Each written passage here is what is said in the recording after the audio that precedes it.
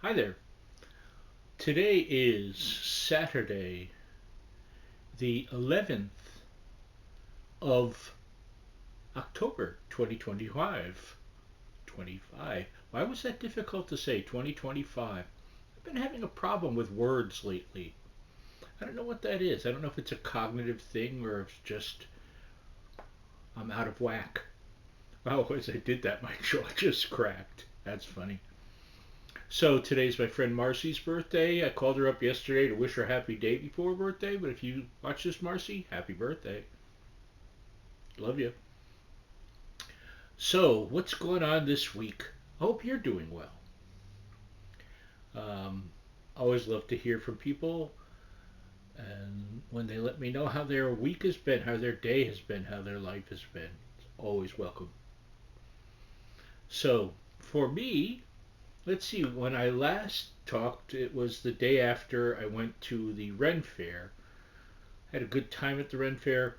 I spent a lot of the week in pain, particularly my hands and my wrists, and also my shoulder. I have severe arthritis in my shoulders, but from pushing that wheelchair through a lot of gravel and stuff, it really, I did that much more than I thought I was going to, but there you go.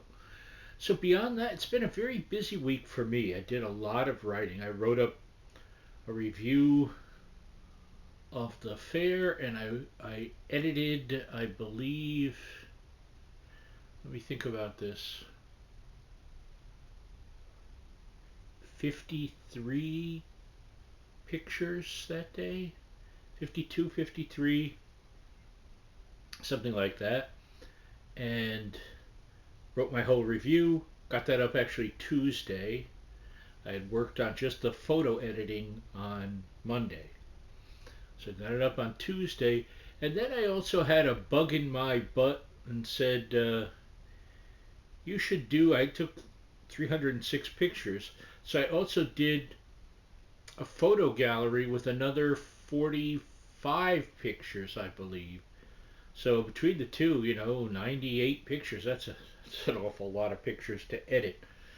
But wanted to get them out there, people see what went on. So did that. I had a review to write of Chicago 9, which was Chicago, the band's greatest hits, that Rhino just recently expanded from 11 tracks to 21 tracks. So I listened to that. Sounded great. In fact, the original came out in 75, and this new one covers the band's activity through 1980. So, an extra 5 years of stuff. I was surprised to see no inclusion of Harry Truman, which is a great song from that time. From what was it? Like, that was like 74, 75, 76, right in there. So, it should have fit, but for whatever reason, it did not. But still, it's a wonderful collection. Very well done. Sounds superb. So I got that up. I also wrote to date one, two, three, four preview pieces for gigs that my friend Mickey Bereni, who used to be in Lush and Peroshka, she now has the Mickey Bereni Trio. They're doing their final outing here in the States because she said it just costs too much. They lose money every time they come to the States, and I understand the logistics of they'd like to play here. She loves playing here. It's just can't afford to. So I thought I would help as I could and promote different gigs on the tour. I've been trying to pick like smaller in terms of publicity gigs. Like I just did one a couple of hours ago for a show they have coming up in on the 21st in Utah. Did Utah, I did Minnesota, I did Michigan, and I did DC so far. I might do another one or two.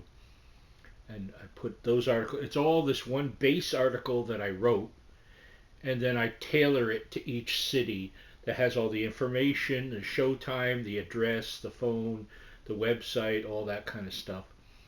And I've got those all up I did a similar thing for Michael W. Smith, the Christian artist who's in the early stages of a fall tour, and I did one for one of his gigs. I forget which one it is.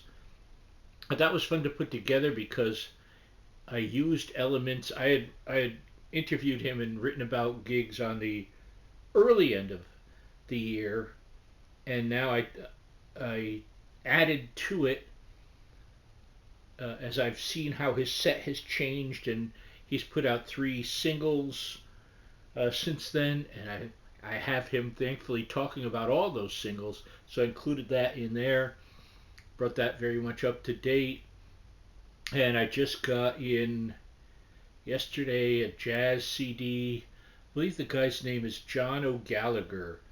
Interesting combination. It's saxophone, guitar, and 2 drummers. That's it. No bass, no piano, no nothing else.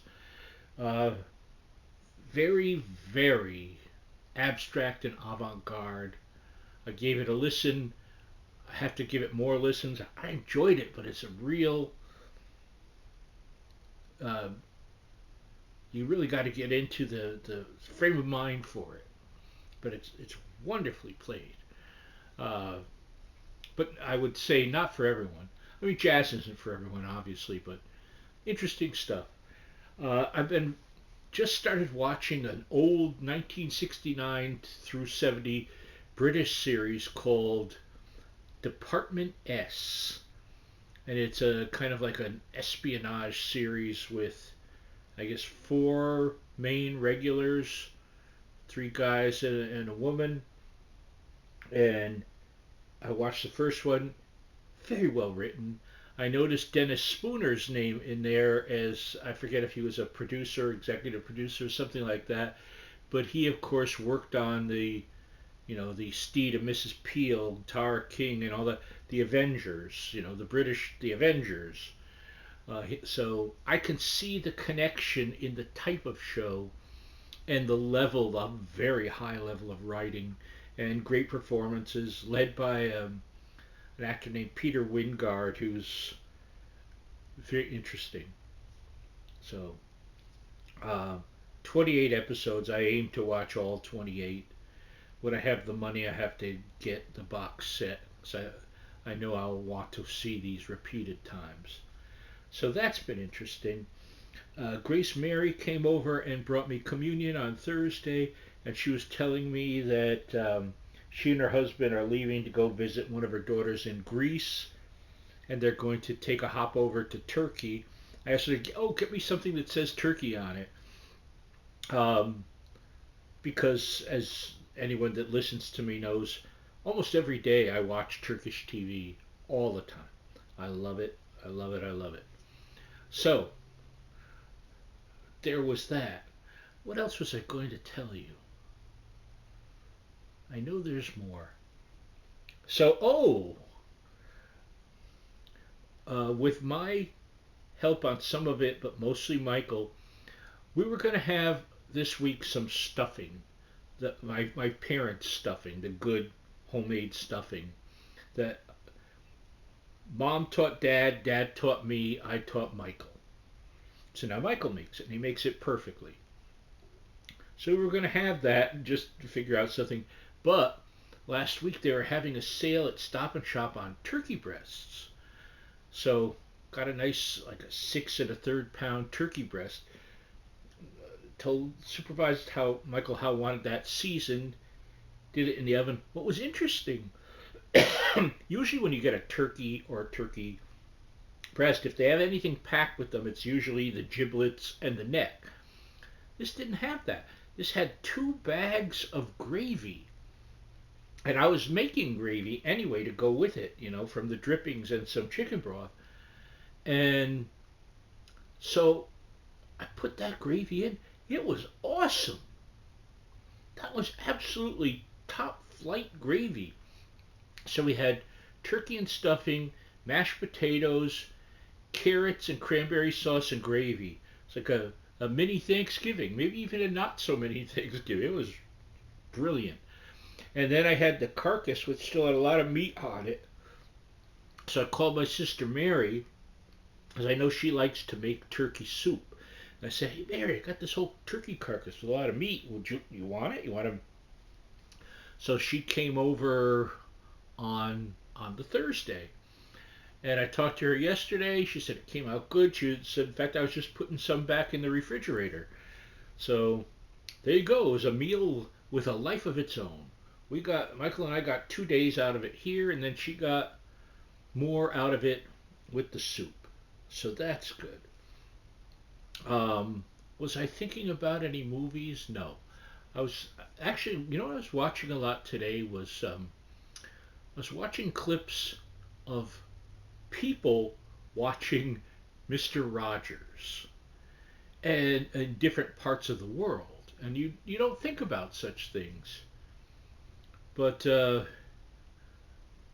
anyone knows it's no secret. I love Mr. Rogers. I have like a box set of Mr. Rogers because I don't care. I know it was a show for kids, but it is a show about positivity and possibility. And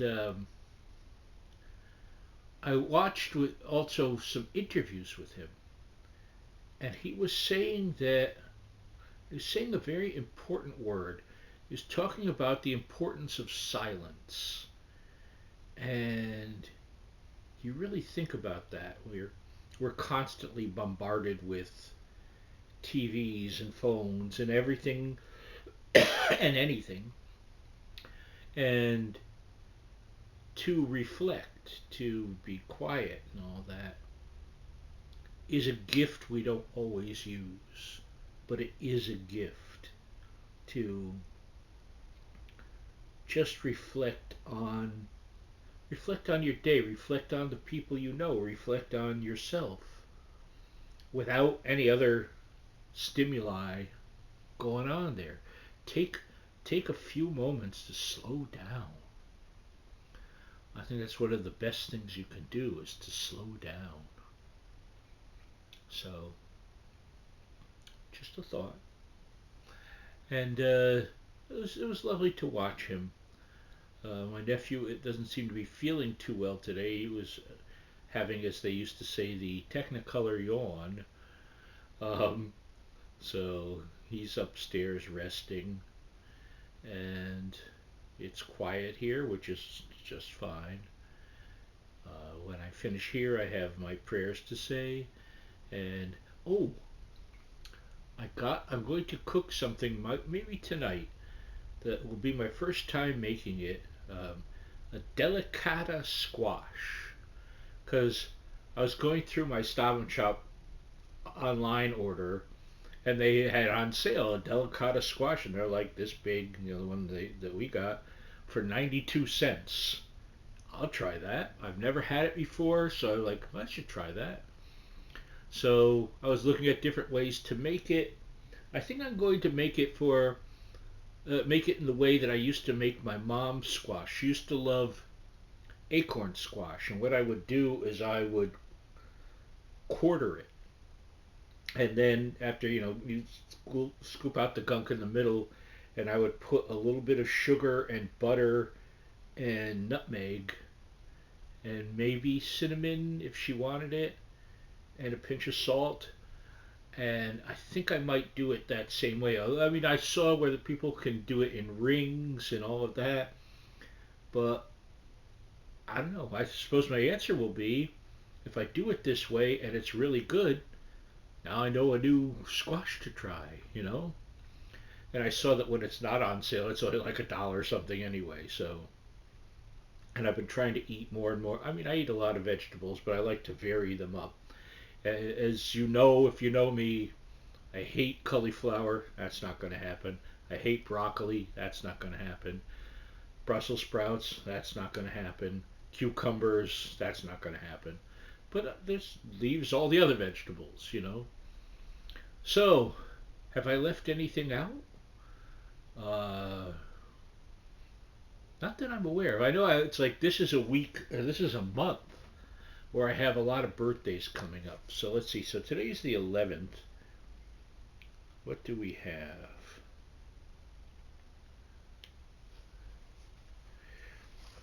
So, my friend Ann Layton's coming up just this week. Wow.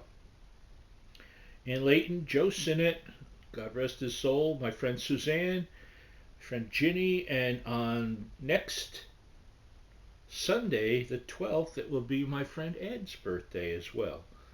So, and I have an event going on Thursday, if all works out well, that I'll tell you about next Saturday. So I think I have officially blathered on, and I'm sure I'll remember something or someone of import. Oh, I should mention, by the way, it's very sad to see yesterday that John Lodge from the Moody Blues died at the age of 82. He was the last concert I've seen in March of 2020 because it was at the start of COVID and got that right under the wire. And that was my last concert, and as far as I'm concerned, that will be my last concert. But had the pleasure of talking to him several times. He was a very nice guy, a real gentleman, full of great and interesting stories. So with that, I'll see you all next time. I love you all. Bye bye.